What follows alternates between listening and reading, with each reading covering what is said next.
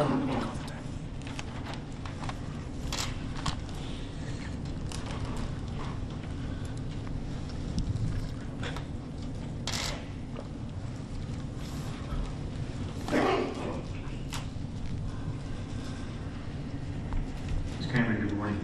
Good morning. Judge Montour, this statement has been extremely difficult for me to write. For the last year, I've spent my time and energy trying to be positive and focus on what I've gained, not what I've lost. Unfortunately, the reality is that there has been a lot of negative impact from this attack.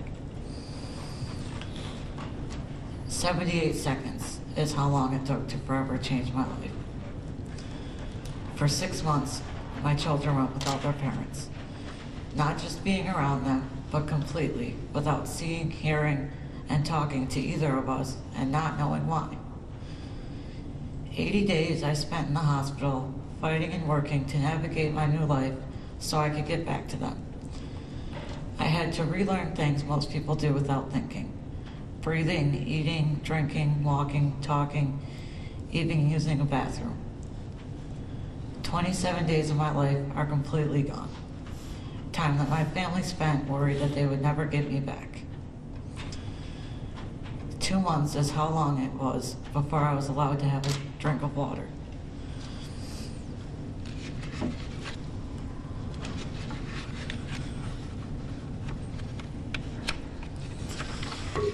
My mouth was unable to open or close properly and still causes trouble eating and drinking.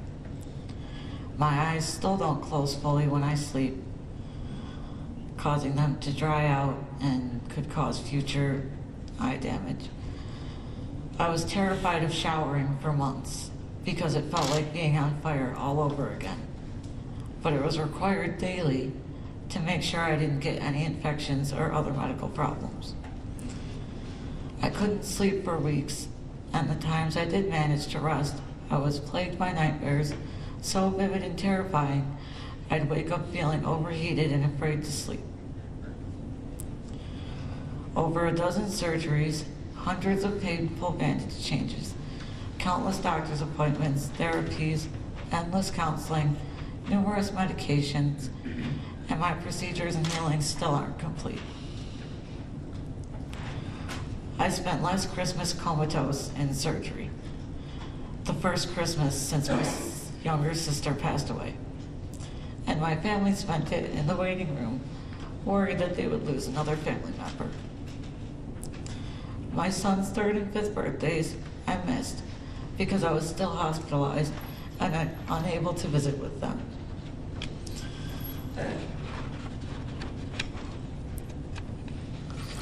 I was unable to see my grandfather for months as well because he had a stroke while I was in my coma, and we were being treated in different hospitals and rehabs. When I got discharged, I was more excited than I can ever remember being, until I discovered that I would not be reunited with my children still. Legally they were and still are not mine anymore, for a reason that no one can seem to give me other than I was set on fire by their father. When I was reunited with my kids, it was heartbreaking at first. Every day, the first thing Owen, my oldest, did was run to me to make sure I was still there. And then he would ask me if I was okay.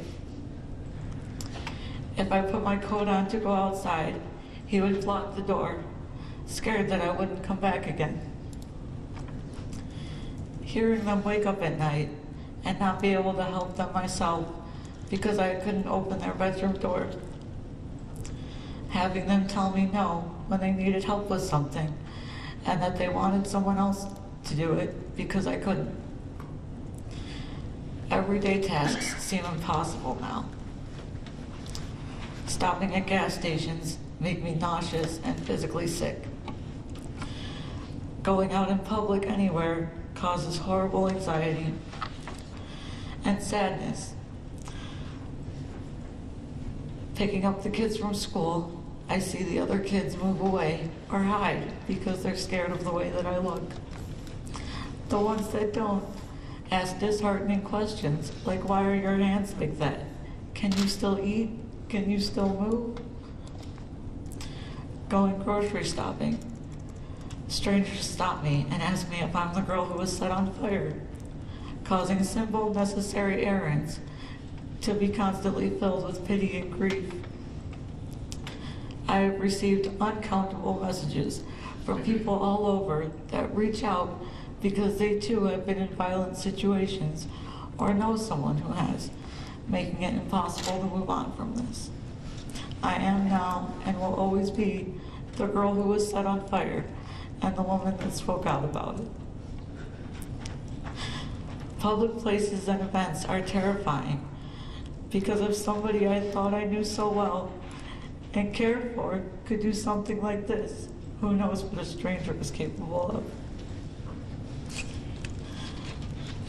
I have been unable to work since December 17th, 2018, and don't expect to be able to for a very long time, if ever again.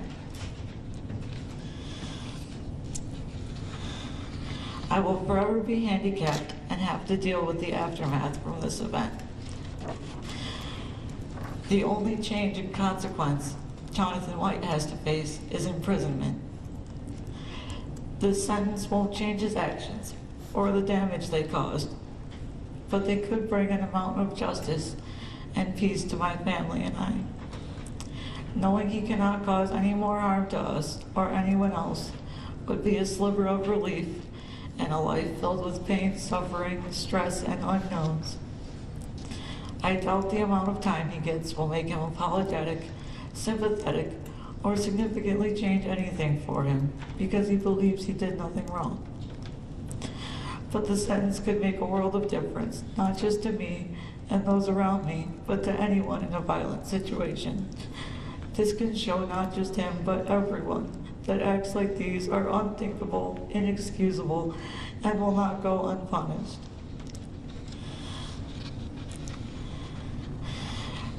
Your Honor, I ask for everyone impacted, influenced, or changed by this, and especially for myself and my children, that you give him the maximum possible sentence.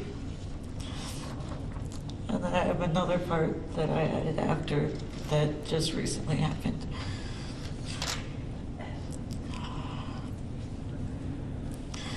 Over Christmas vacation this past week, my boys and I snuggled on the couch watching a movie called Home. During the movie, my oldest son Owen said, "I want to go home with Mommy and Dada." Sadly, I did not know how to respond for a number of reasons. The main reason being that, until then, he has not mentioned his dad at all since the day I left for work last December. Other reasons include that we have discussed our new house being his home now, and that I would always be there with him. Unfortunately, he thought that because I didn't respond right away, I hadn't heard him, so he repeated himself. At this point, I had to attempt to explain to my 5-year-old that we would not ever be going back to the house he still considers his home, and that his Dada was gone from our lives, something that I couldn't give an explanation for because my sweet little boy doesn't need to know the true horrors that went on yet.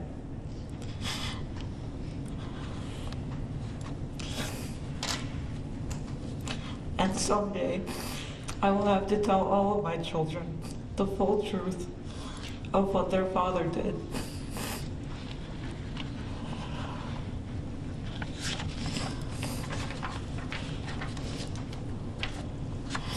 And try to help them deal with it. This is just one of the many consequences that my family and I are left and forced to deal with for the rest of our lives because of Jonathon's actions. The only consequence he has to face is this sentence. So I plead with you to give him the maximum possible consequence and sentence him the full 25 years.